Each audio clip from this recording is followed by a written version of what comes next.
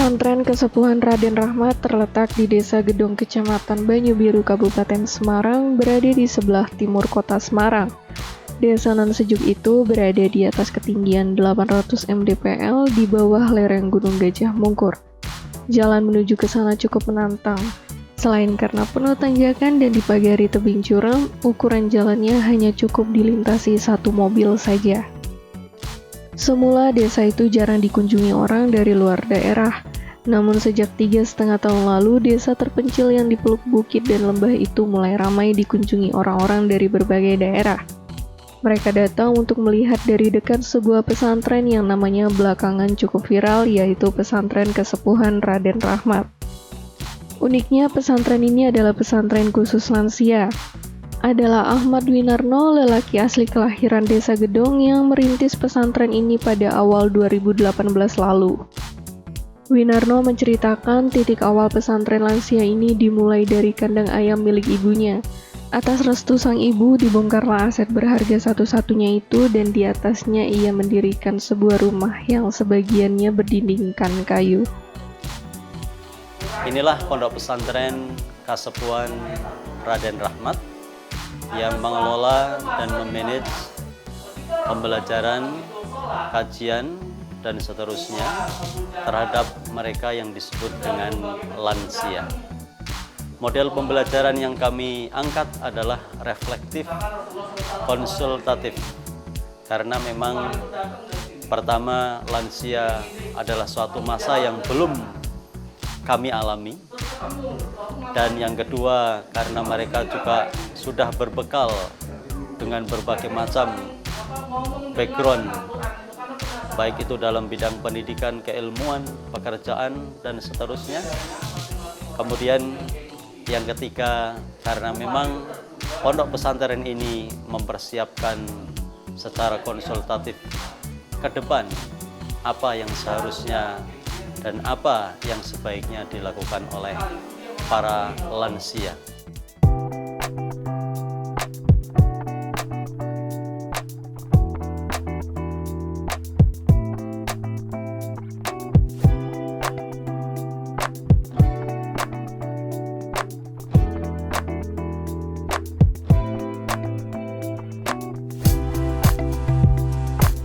Di rumah sederhana dan fasilitas ala kadarnya itulah Winarno mulai merintis pesantren lansia Raden Rahmat. Ustadz Solikin adalah pegawai Puskes Banyubiru yang bertugas memberi pelayanan kesehatan kepada lansia melalui program Posyandu Lansia. Bertemu dengan Winarno, keduanya pun sepakat mendirikan Taman Pendidikan Quran atau TPQ untuk lansia di Desa Gedong. Assalamualaikum warahmatullahi wabarakatuh. Jadi sekali lagi terima kasih untuk kami dari Pondok Pesantren Kesepuhan Raden Rahmat. Jadi menyampaikan alhamdulillah di tahun yang keempat dari berdirinya, tahun 2018 kami Pondok Pesantren Kesepuhan Raden Rahmat. Alhamdulillah perkembangan yang kami miliki cukup menggembirakan. Jadi alhamdulillah secara perkembangan saat ini kami baru akan menyelesaikan untuk hunian ya. Dengan harapan di tahun depan barangkali. Jadi ini pembangunan dari Pondok Pesantren Kesepuhan Raden Rahmat yang ingin kita targetkan. Dari semula kapasitasnya itu 12, di tahun yang akan datang itu kita akan naikkan menjadi 50 peserta dari Pondok Pesantren Kesepuhan Raden Rahmat yang harapannya di tahun 2023 nanti sudah terselesaikan.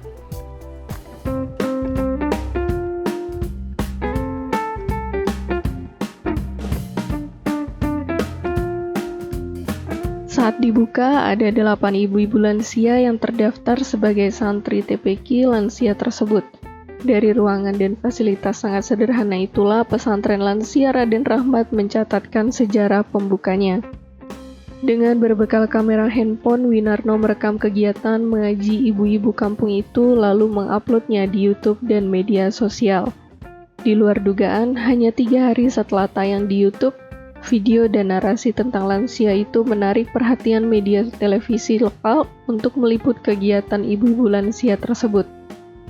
Itulah yang menjadi awal viralnya berita mengenai PKRR hingga kemudian banyak media cetak yang tertarik meliput.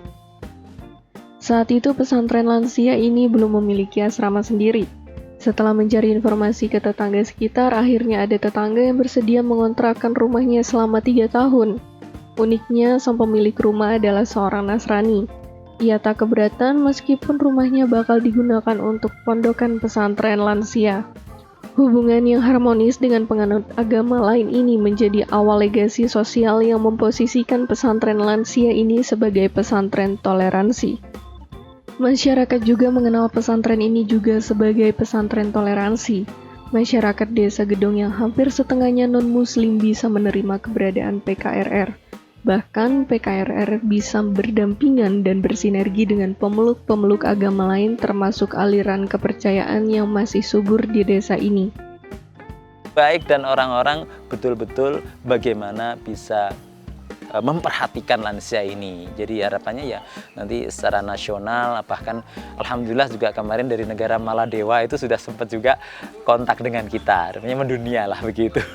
Jadi kalau suasana alhamdulillah dari masukan-masukan santri yang sudah mukim itu memang udaranya bersih, di lingkungan yang alhamdulillah mata termanjakan dengan kebesaran Allah yang ada di sekitar sini ya, dengan pemandangan rawa pening yang sedemikian indah, udaranya sejuk ya, walaupun sebagian memang datang tuh dengan kondisi kedinginan gitu.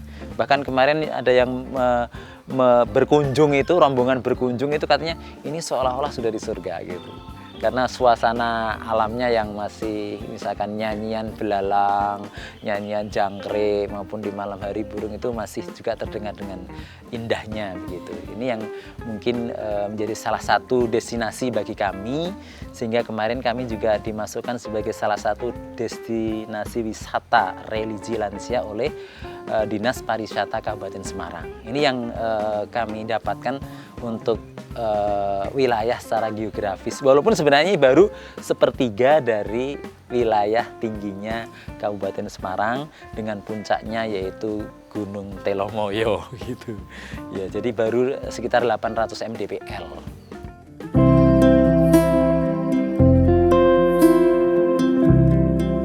Dalam sebuah kesempatan, Winarno menegaskan konsep pesantren lansia ini berbeda dari panti jompo atau panti werda yang hanya mengurusi aspek fisik dan kesehatan lansia. Pesantren lansia ini melayani secara komprehensif kebutuhan lansia, dari aspek kesehatan, spiritual, psikologis, dan kebutuhan sosial. Layanan itu dirumuskan dalam konsep Rojiro, olah rogo, olah jiwo, olah roso. Olah rogo meliputi kognitif dan pencegahan kepikunan, kesehatan fungsi motorik, dan perilaku kesehatan keselamatan. Olah jiwo meliputi moral dan spiritual, sosial, dan emosional. Olah roso meliputi komunikasi, seni, dan estetika. Olah jiwo, olah rogo, dan olah roso, inilah yang menjadi garapan dari Pondok Pesantren Kasepuhan Raden Rahmat ini. Secara komprehensif semuanya kita tangani, dan khusus dalam bidang fikih kehidupan ibadah sehari-hari, maka kita utamakan adalah fikih yang bernuansakan toleran. Artinya fikih yang memanage dan mengelola sedemikian rupa berbagai macam perbedaan dalam fikih itu sendiri.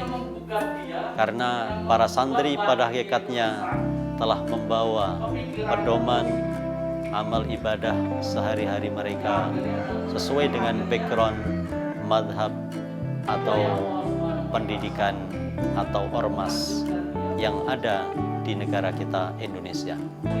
Maka dengan toleransi inilah kita utamakan, kita tumbuhkan nilai-nilai pemberian kebebasan, terciptanya milieu menghargai antar satu santri kepada santri yang lain, menghormati ibadah yang dilaksanakan oleh orang lain, bahkan sampai pada ranah timbul saling memahami dan mengerti apa yang ada dan apa yang dilakukan oleh orang lain, sehingga tercipta kerjasama antara santri dengan santri yang lain, baik itu di dalam kehidupan sehari-hari maupun dalam kehidupan peribadatan sehari-hari pula.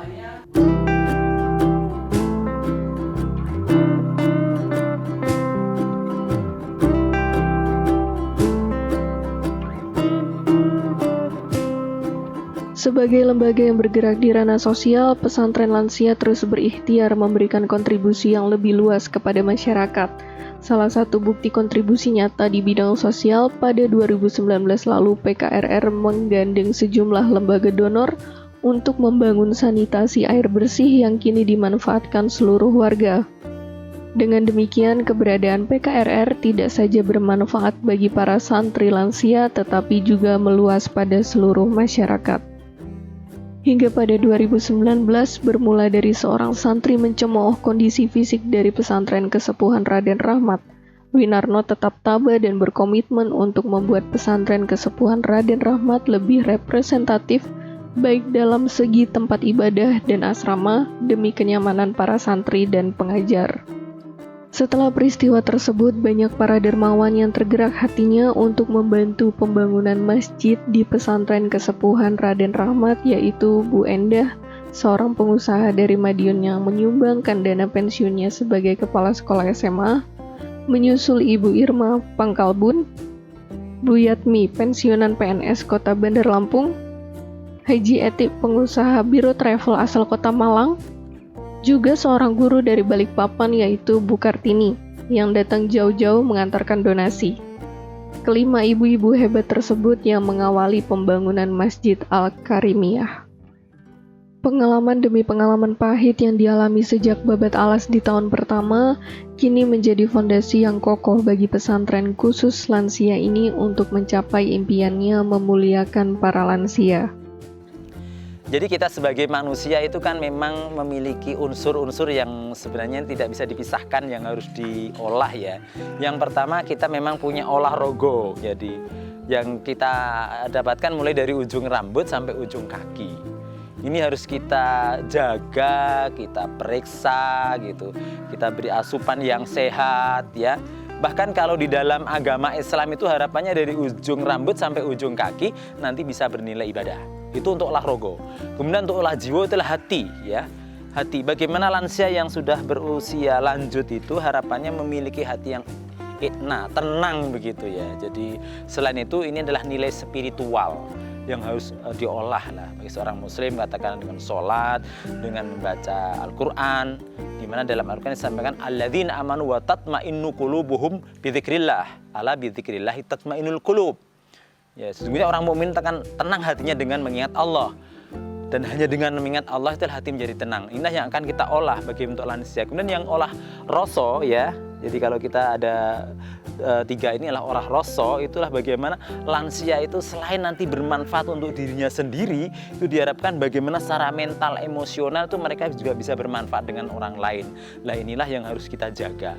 Jadi kalau secara rogo itu memang dalam Al-Quran akan menurun, pasti itu, menua gitu.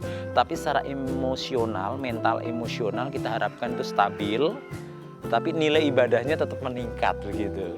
Itu yang kita katakan sebagai olah rogo, olah jiwa, dan olah roso.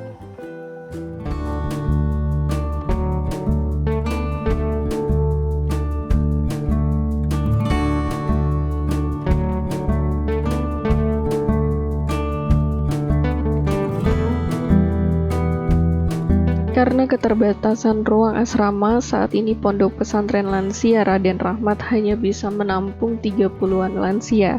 Dan pada bulan Ramadan sudah bisa menyiapkan 8 kamar berkapasitas 40 orang. Winarno mengatakan untuk memenuhi kebutuhan bulanan para lansia binaan pesantren lansia, mereka membutuhkan dana 25 juta rupiah per bulan. Dana itu untuk biaya makanan dan gizi serta perawatan kesehatan.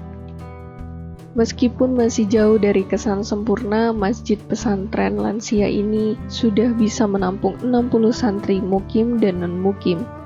aktif dimanfaatkan setiap hari untuk mengaji santri-santri lansia dan sholat 5 waktu. Bangunan ini setiap sebulan sekali juga digunakan untuk pertemuan 600 santri kelas jauh yang tersebar di 4 kecamatan. Pak Ubay adalah warga dusun Rowo Kasam, Kecamatan Banyu-Biru, Kabupaten Semarang. Bersama Samrotun, istrinya yang sama-sama tunanetra, Pak Ubay menjalani kehidupan apa adanya. Memiliki keterbatasan fisik tak lantas membuat keduanya berpangku tangan.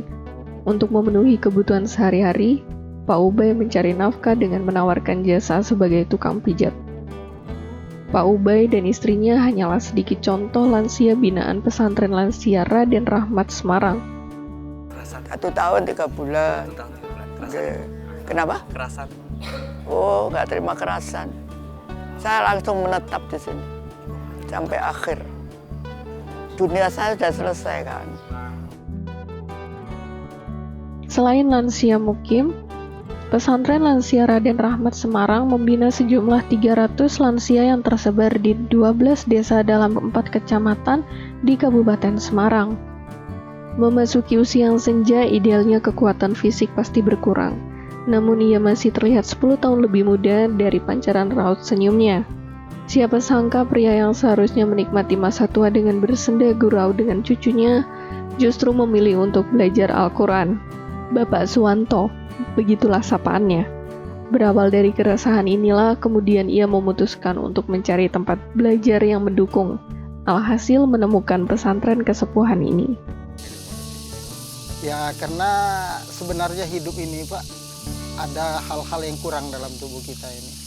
Nah saya merasa kurang di ilmu agama, karena selama ini saya banyak mempelajari ilmu-ilmu yang lain. Sehingga di ilmu agama ini kurang. Nah dari situ ada apa? Ada terasa kegelisahan karena aku kurang tadi. Nah untuk memenuhi itu saya buka-buka di YouTube, lihat di mana lah yang cocok pesantrennya. Ya, ada pesantren lansia yang cocok seusia saya. Nah, Raden Rahmat, pesantren sesepuh Raden Rahmat di desa Gedong, Kecamatan Banyu-Biru, Semarang ini. Nah, maka dengan secara ini saya langsung ke sini. Alhamdulillah sudah bertahan 3 bulan. Di sini belajar mengaji, ya, membaca qiraati. Yang saya tuh sudah bisa mengaji dari rumah itu. Tapi tanda bacanya itu kurang pas. Nah, saya mencari untuk yang pas. Nah, makanya saya di sini. Jadi saya minta di sini ajari saya dari nol, saya bilang. Kenapa? Karena bacaan saya rusak, kena ininya. Nah, kemudian diajar tauhid, nah, kemudian diajar yang lain-lain, zikir. Jadi kegiatan kami di sini bangun jam 3 itu sholat tahajud. Nah, sudah itu sholat subuh berjamaah. Sudah itu diisi tauhid. Nah, itu jam 7 kami sholat duha. Sudah itu baru belajar qiraati mengaji sampai kira-kira setengah 12. Tanaman ini sebenarnya di samping untuk mengisi waktu kosong supaya jangan jenuh di sini, kami juga ingin memenuhi kebutuhan pondok kami. Karena saya lihat setiap hari pondok ini butuh apa? Butuh bumbu-bumbu dapur. Karena butuh bumbu dapur kok lahan luas. Gimana kalau kita mengadakan swasembada istilahnya bumbu dapur, kita tidak usah beli. Nah, dari situlah ini timbul ide, hanya pimpinan pondok sangat menyetujui itu sangat bagus itu. Nah, kemudian kami sayuran, buah-buahan, ikan ada beberapa kolam di situ sudah mulai dan sudah menghasilkan kalau ikan.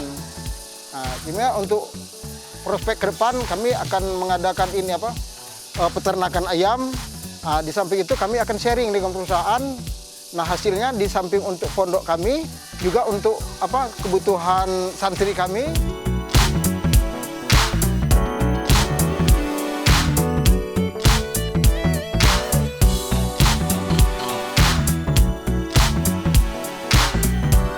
Di usia yang baru 4 tahun ini, PKRR semakin mengokohkan jati dirinya sebagai pesantren yang berbasis keberagaman yang dibalut spirit kebersamaan. Dalam berbagai kegiatannya, pesantren untuk lansia yang diinisiasi oleh Yayasan Pitutur Luhur ini terus mengedukasi masyarakat untuk menjaga nilai-nilai toleransi, agar setiap umat beragama dapat berbudi luhur dalam menunaikan keyakinannya.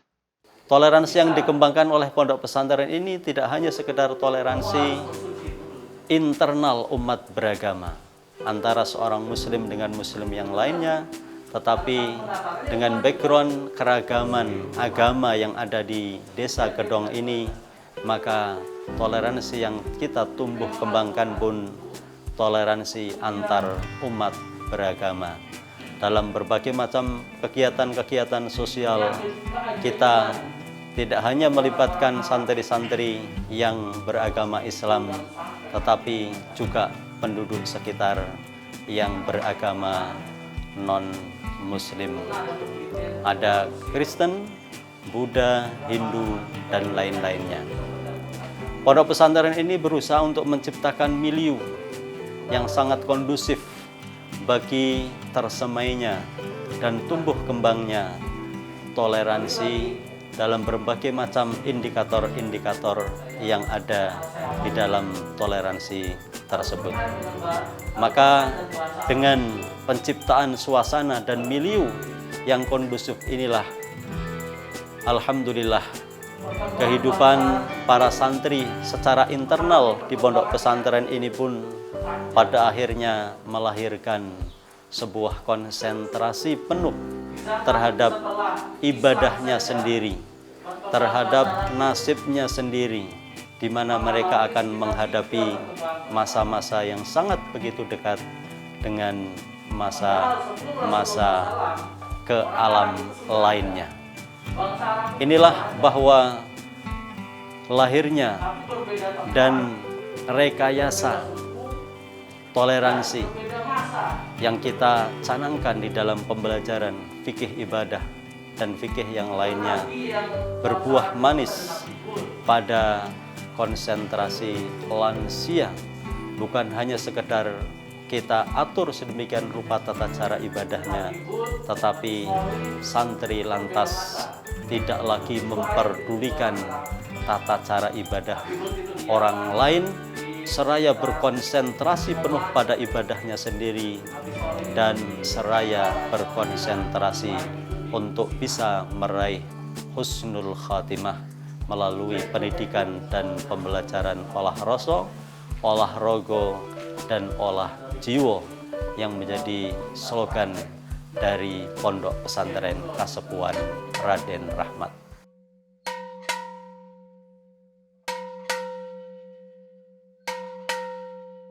Allahu Akbar, Allahu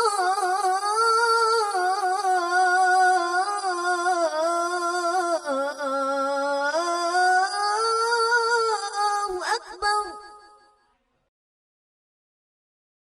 Allahu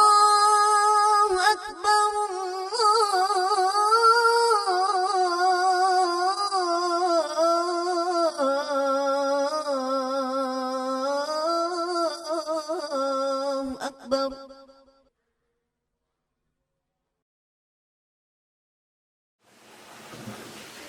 Allahu Akbar. Allahu Akbar.